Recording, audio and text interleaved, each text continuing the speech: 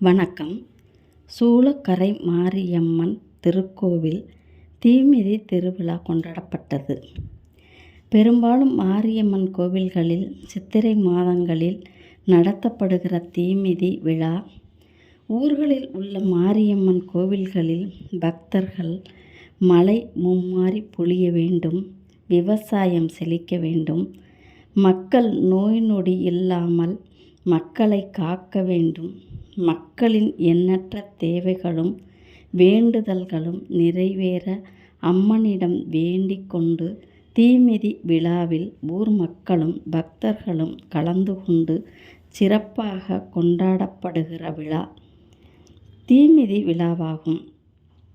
மிகுந்த பக்தியுடன் அம்மனுக்காக விரதமிருந்து கையில் காப்பு கட்டியும் தீமிதி திருவிழாவில் கலந்து கொள்கிறார்கள். அம்மனுக்கு சிறப்பு அலங்காரம், அபிஷேகம், ஆராதனை, நெய்வேத்தியம் செய்து அம்மனை குளிரச் செய்து வீதி உலா வருதலும், பக்தர்கள் பால்குடம், தீர்த்தம், கரகம், காவடி, அலகு குத்தி அக்கினி வலம் வந்து பின் அம்மன் வீதி விழா முடிந்ததும் கையில் வேப்பிலையுடன் தீயில் இறங்கி நேர்த்திக் கடனை நிறைவேற்றுவார்கள். நெருப்பு பஞ்சபூதங்களில் ஒன்றாகும். அக்கினி என்ற பெயரில் கடவுளாகவும் கருதப்படுகிறது. தமிழ்நாட்டில் அம்மன் கோவில்களில் இந்த தீமிதி விழா கொண்டாடப்படுகிறது. நன்றி, வணக்கம்.